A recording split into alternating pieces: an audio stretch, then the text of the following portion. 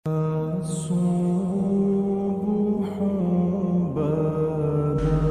Topic number 2, रोजे की definition, रोजा तोड़ने वाले काम और किन कामों से रोजा नहीं टूटेगा।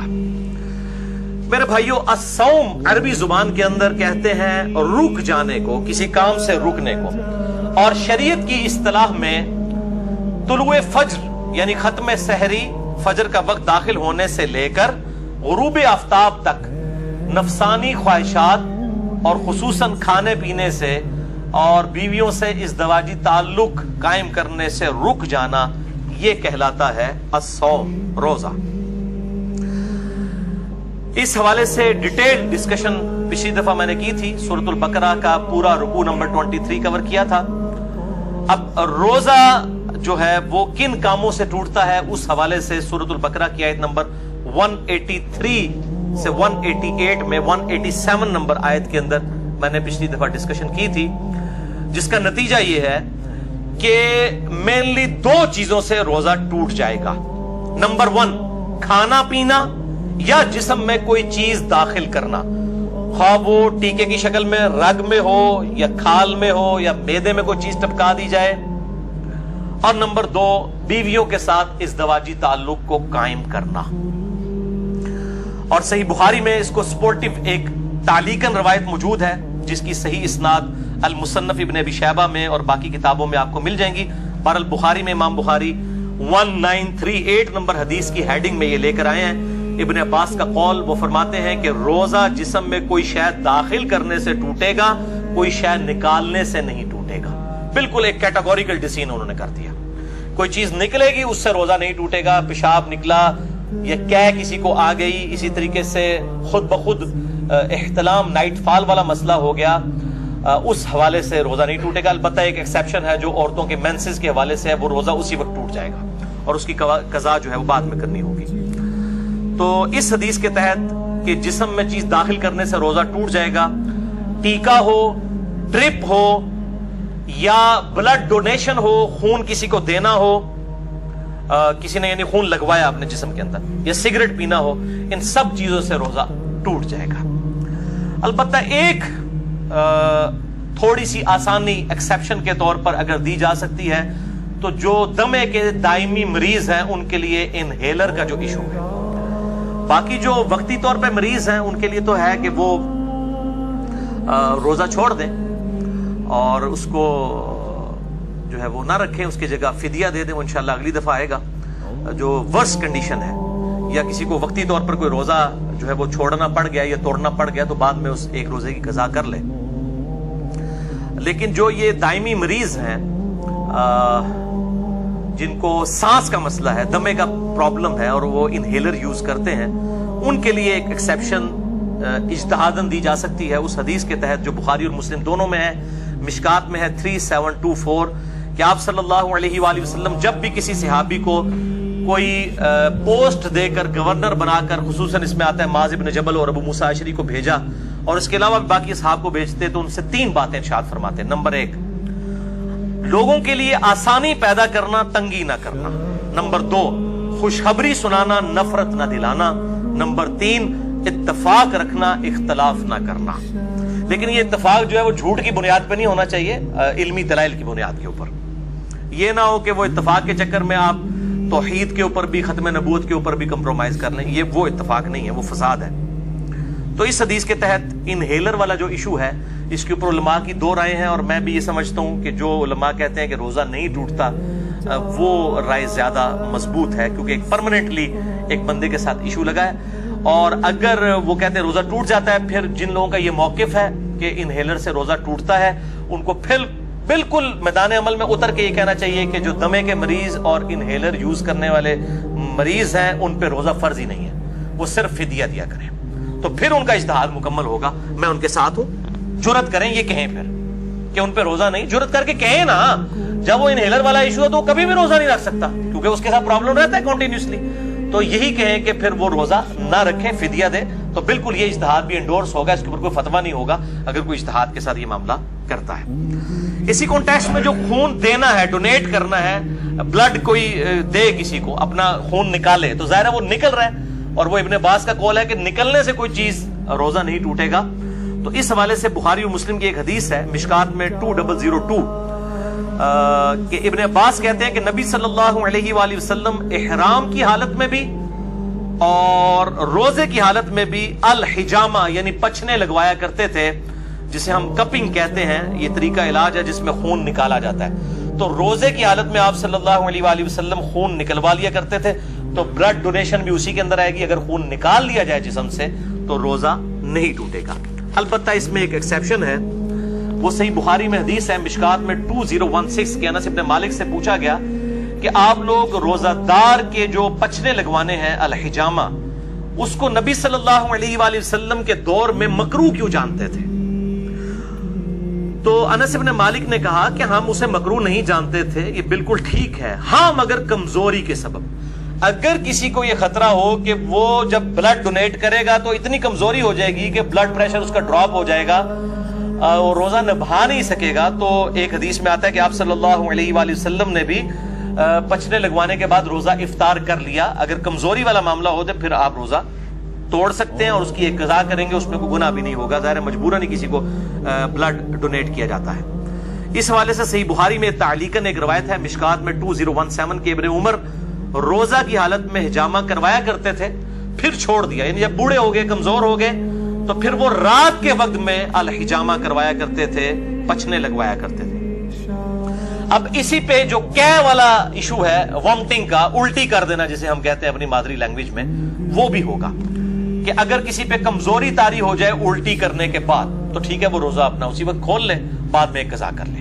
اور اگر اس کو خود بخود جو الٹی آئی ہے، کیا آئی ہے، اس کے بعد وہ روزہ چلا سکتا ہے، چلائیں، کوئی روزہ نہیں ٹوٹے گا، کیونکہ جسم سے چیز باہر نکلی ہے. صحیح بخاری 1938 کی ہیڈنگ تعلیقاً کہ نکالنے سے کوئی چیز روزہ نہیں ٹوٹے گا. کیا کا مسئلہ جو ہے جامعہ ترمذی، سنن ابی داؤد اور مشکات میں 2008 ہے کہ نبی صلی اللہ علیہ وسلم کو ایک دفعہ قے آئی تو آپ نے روزہ افطار کر لیا، یعنی کھول لیا.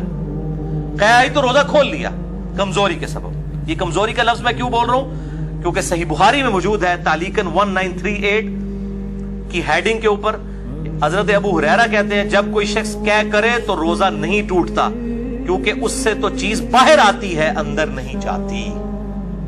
اور ابن عباس کا بھی قول ساتھ موجود ہے کہ روزہ ان چیزوں سے ٹوٹتا ہے جو جسم کے اندر داخل کی جاتی ہیں، نہ کہ ان چیزوں سے جو باہر نکالی جاتی ہیں.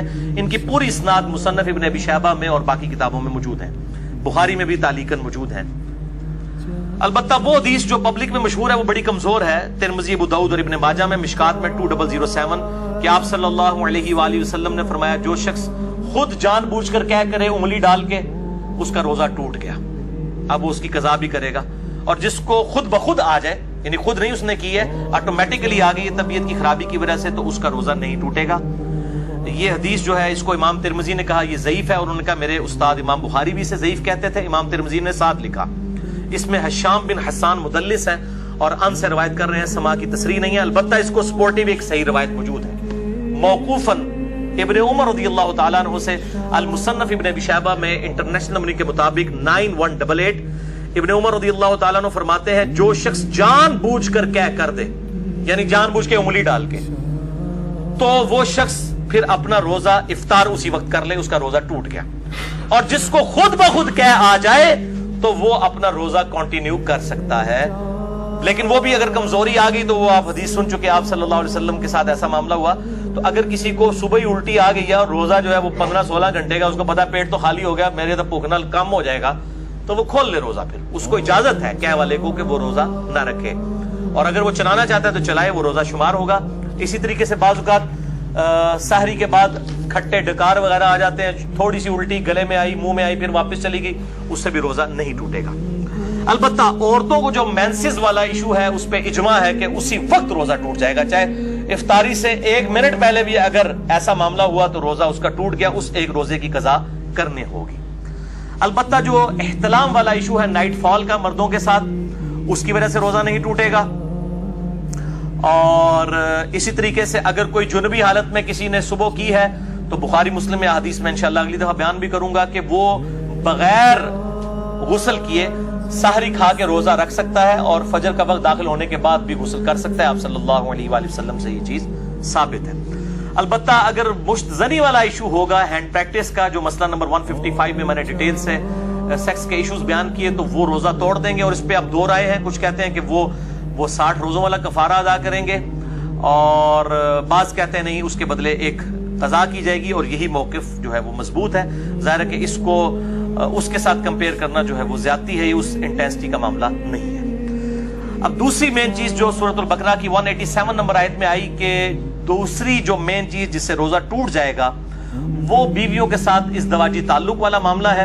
اسی کانٹیکسٹ میں بخاری اور مسلم میں حدیث ہے، مشکات میں 2000 نمبر ہے اس کا، کہ ام عائشہ رضی اللہ تعالیٰ عنہ کہتی ہیں کہ آپ صلی اللہ علیہ وآلہ وسلم روزہ کی حالت میں اپنی بیویوں کا بوسہ بھی لیا کرتے تھے اور گلے بھی لگا لیا کرتے تھے، لیکن آپ صلی اللہ علیہ وسلم تم سب سے زیادہ اپنی خواہش پر قابو رکھنے والے تھے. یعنی وہ اس سے زیادہ پھر آگے نہیں جاتے تھے کہ اگر کوئی اس سے بھی آگے چلا گیا اور ازدواجی تعلق قائم کیا پھر تو روزہ ٹوٹ گیا. تو یہ پرسن ٹو پرسن پھر ویری کرے گا. سنن ابی داؤد میں حدیث ہے مشکات میں 2006، ایک آدمی نے آ کر آپ صلی اللہ علیہ وسلم سے پوچھا کہ کیا میں روزہ کی حالت میں اپنی بیوی کے ساتھ جو ہے وہ گلا لگانے والا معاملہ کر سکتا ہوں؟ تو آپ صلی اللہ علیہ وسلم نے اجازت دے دی. پھر ایک اور شخص آیا، اس نے یہی سوال کیا، آپ نے اجازت نہیں دی. اور حضرت ابو ہریرہ کہتے ہیں پہلا شخص جس کو اجازت دی تھی وہ بوڑھا شخص تھا، اور جو دوسرا تھا وہ جوان تھا، اس کو آپ صلی اللہ علیہ وآلہ وسلم نے اجازت نہیں دی. تو اب یہ ڈیپینڈ کرتا ہے، بوڑھا جوان ہونا بھی ضروری نہیں ہے، کہ جو شخص اس حوالے سے قابو رکھ سکتا ہے اس کے لیے اجازت ہے، جو نہیں رکھ سکتا اس کے لیے پھر اجازت نہیں ہوگی. اب میرے بھائیوں اسی کانٹیکسٹ میں کچھ ایسے اعمال ہیں کہ جو روزہ کی حالت میں کر سکتے ہیں، اور کچھ ایسے ہیں جن کو کرنے سے روزہ نہیں ٹوٹے گا. وہ بھی سن لیجئے. بخاری اور مسلم کی متفق علیہ حدیث ہے مشکات میں 2003 کہ جو شخص بھول کر کھا پی لے تو وہ اپنا روزہ پورا کرے، کیونکہ اسے اللہ نے کھلایا اور پلایا. لیکن یہ جو ساتھ بیٹھے ہوئے ہیں نا، ان کی ذمہ داری ہے کہ اس کو یاد کروائے کہ بھائی تو روزہ رکھے. بعض لوگ کہتے ہیں نہیں جی کھانے دیں اس کو، خیر ہے بیچارہ، اس کو اللہ کھلا رہا ہے، کھلا. نہیں، فوراً بتائیں، شرعی حکم اس کو بتائیں کہ تیرا روزہ ہے، اور وہ روزہ پھر وہ جس طرح اس کو پتا چلے گا اسی وقت اس کے منہ میں بھی جو لقمہ ہے اس نے پھینک دینا ہے. وہ ایک دانہ بھی اگر اندر لے گیا چاولوں کا یا پانی کا تھوڑا سا گھونٹ بھی، تو اس کا روزہ پھر ختم ہو جائے گا. یہ بالکل یاد رکھیں. اسی طریقے سے سنن ابی داؤد اور الموطا امام مالک میں حدیث ہے مشکات میں 2011 کہ ایک صحابی کہتے ہیں کہ میں نے نبی صلی اللہ علیہ وسلم کو مقام عرج پر پیاس اور گرمی کی وجہ سے روزہ کی حالت میں سر مبارک پر پانی ڈالتے ہوئے دیکھا ہے.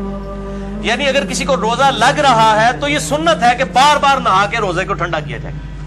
اور ادھر جو مولوی ہیں انہوں نے شامت اٹھائی ہوتی ہے اعتکاف والوں کی، اور ان کو بالکل گندا مندا کر کے اعتکاف میں بٹھایا ہوتا ہے. وہ کہتے ہیں جی جو پہلے دن آپ نے کپڑے پہنے یہی 10 دن پہن کے رکھنے ہیں، کوئی ناخن نہیں کاٹنے، غسل فرض کے علاوہ غسل نہیں کرنا، کیونکہ آپ مسجد سے باہر نہیں نکل سکتے بغیر مجبوری کے، تو وہ تو اعتکاف ٹوٹ جائے گا. تو یہ مسجد کی باؤنڈریز میں وہ فنائے مسجد جو ہے، جو غسل خانے ہیں اور ٹائلٹس ہیں، یہ فنائے مسجد کی باؤنڈریز میں شمار ہے شرعی احکام سے. بلکہ بخاری اور مسلم میں موجود ہے نبی صلی اللہ علیہ وسلم تو سیدہ صفیہ کو اپنے گھر تک چھوڑنے کے لیے گئے تھے اعتکاف کی حالت میں. اپنے گھر آ کے کھانا بھی کھا سکتے ہیں، اعتکاف نہیں ٹوٹے گا، بل اور کوئی فالتو کام نہ کیے جائے.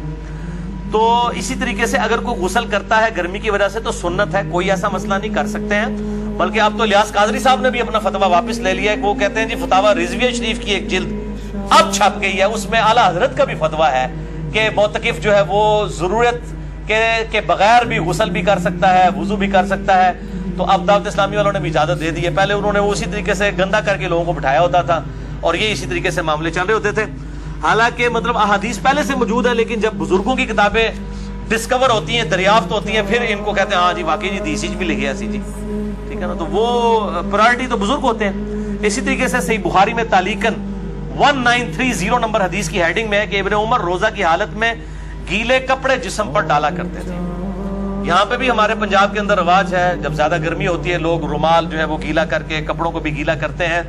لیکن اس میں آپ اپنے کپڑے گیلے کریں. یہ لوگوں کے اوپر جو پانی پھینکتے ہیں اور کہتے ہیں کسی بڈھے تو پانی سے اٹھو تو بارش ہوتی ہے، یہ بالکل غلط بات ہے. اس طریقے سے کسی کے ساتھ یہ کام نہ کریں. اپنے ساتھ ضرور آپ کرنا چاہتے ہیں کریں، اور ایسا معاملہ بھی نہ ہو کہ آپ نے اتنے باریک کپڑے پہنے ہیں کہ آپ ان کو بالکل گیلا کر لیں اور آپ کپڑوں میں ہی ننگے نظر آ رہے ہو. یہ اس چیز کا بھی اہتمام کرنا چاہیے. जामिया तिरमिज़ी, सुनन अबी दाऊद, सुनन नसाई और इब्न माजा में हदीस है मिशकात में 405 कि आप सल्लल्लाहु अलैहि वसल्लम ने फरमाया, रोजा की हालत के अलावा नाक में खूब पानी चढ़ाओ, गुस्ल में भी और वजू में भी, लेकिन रोजे के अलावा।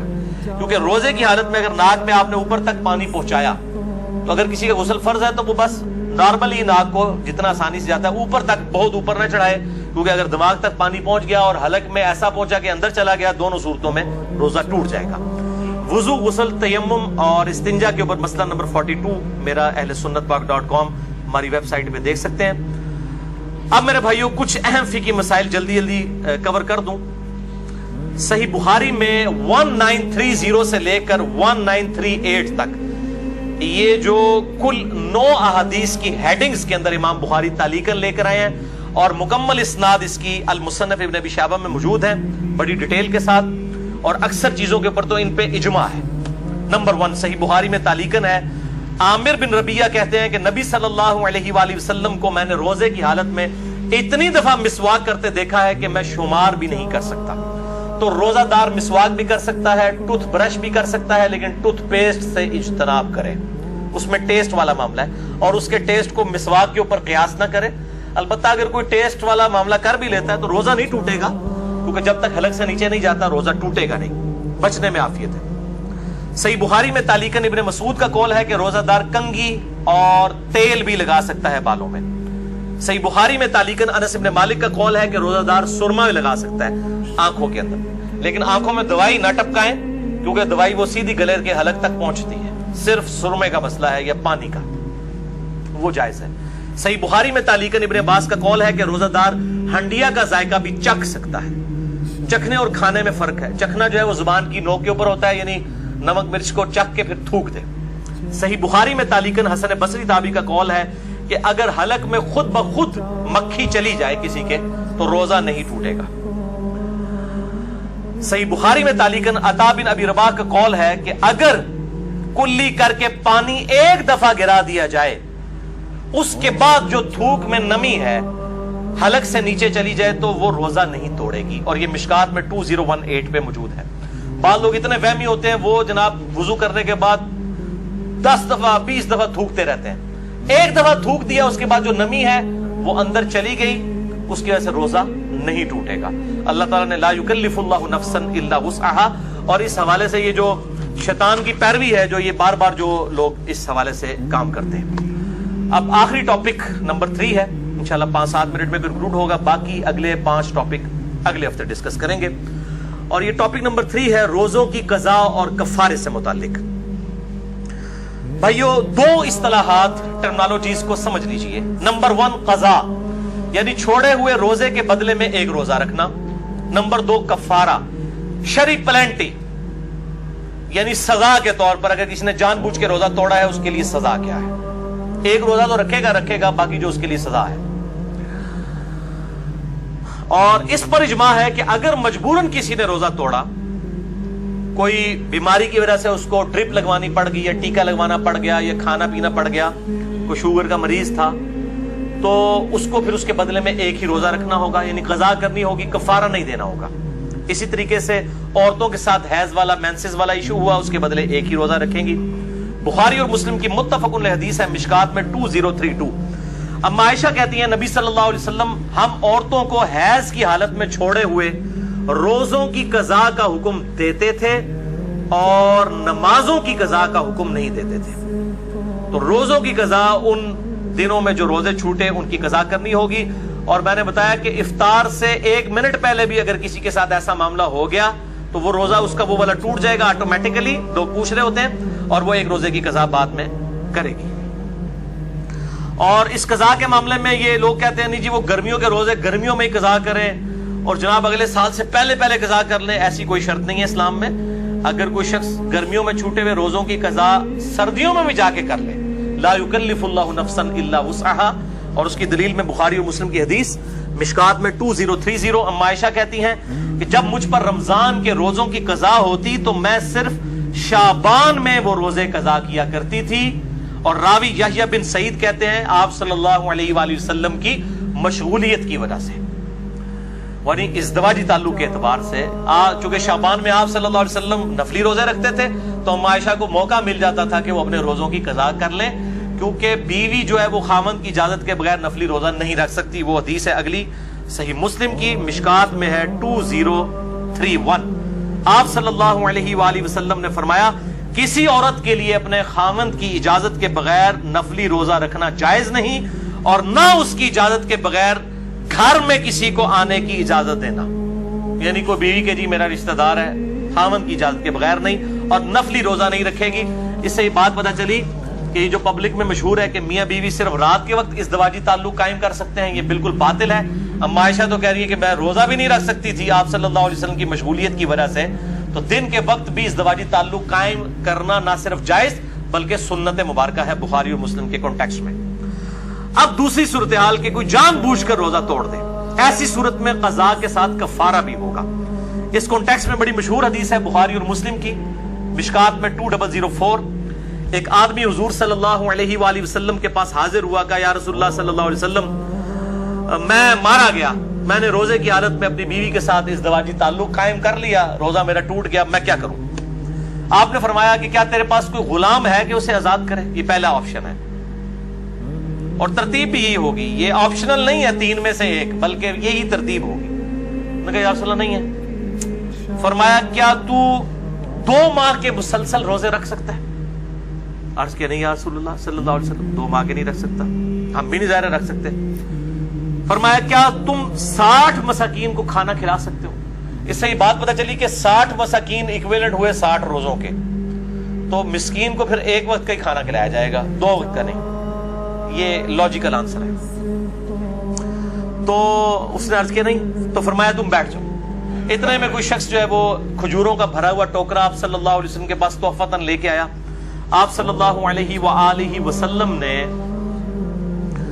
وہ جو ٹوکرا تھا اس کی وجہ سے آپ نے فرمایا کہ وہ روزہ توڑنے والا کدھر گیا، اور اس کو بلا کے کہا یہ ٹوکرا تو لے جا اور اس ٹوکرے کو مدینے کے غرباء میں تقسیم کر دے، تو روزے کا کفارہ ادا ہو جائے گا۔ تو وہ آگے سے کہنے لگ پڑا کہ اللہ کی قسم پورے مدینے میں مجھ سے بڑا غریب کوئی ہے ہی نہیں ہے، سب سے زیادہ غریب میں ہوں۔ تو آپ صلی اللہ علیہ وآلہ وسلم اتنا مسکرائے کہ آپ کی داڑھیں بھی ظاہر ہو گئیں، اور اس حدیث پہ مسکرانا بھی سنت ہے۔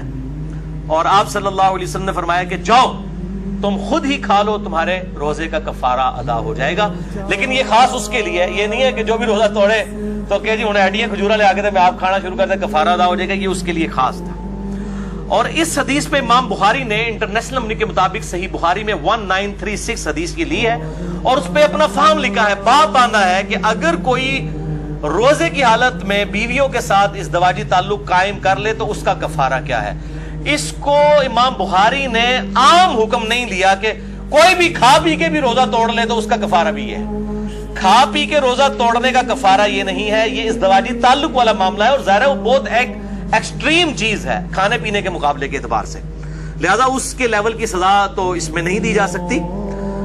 لہذا اسی طریقے سے جو ہینڈ پریکٹس والا ایشو ہے اس پہ بھی سزا نہیں اپلائی کی جا سکتی، وہ بہت ایکسٹریم معاملہ ہے جو ازدواجی تعلق کا ہے، اور اسی پہ ہی اجماع ہے کہ وہ پھر 60 روزوں والا معاملہ یہ 60 مساکین والا کرے گا۔ عموماً لوگ 60 مساکین والا ہی کرتے ہیں، اور یہ 60 مساکین والا دونوں کی طرف سے ہوگا، مرد کی طرف سے بھی عورت کی طرف سے بھی۔ یہ بات اتنے بولے ہیں، یہ بھی پوچھ رہے ہوتے ہیں کہ جی ایک کی کھلا دیں گے، دو نہ توڑیا بھائی، ایک نہیں ٹوٹیا، دو نہ ٹوٹیا، یہ 60 اور 60 120 بنیں گے، اور وہ اپنے اپنے حصے کے دیں۔ اگر کوئی وہ اس اعتبار سے خیرات کرنا چاہتا ہے تو وہ ضرور کرے۔ باقی اگر کسی نے اس حدیث کے اعتبار سے کوئی رزلٹ نکالا ہے اجتہاداً کہ آپ صلی اللہ علیہ وسلم نے اس کو یہ فرمایا، تو اس میں بعض اوقات چیزیں امپلائیڈ ہوتی ہیں کسی معاملے میں، کہ جس نے روزہ توڑنے کا مسئلہ پوچھا ہے تو وہ اس طریقے سے جو ملی بھگت سے معاملہ ہوا ہے اس میں تو ظاہر دونوں کو رکھنے چاہیے، اگر کسی نے زبردستی والا معاملہ کیا ہے تو پھر صرف مرد کو رکھنا چاہیے۔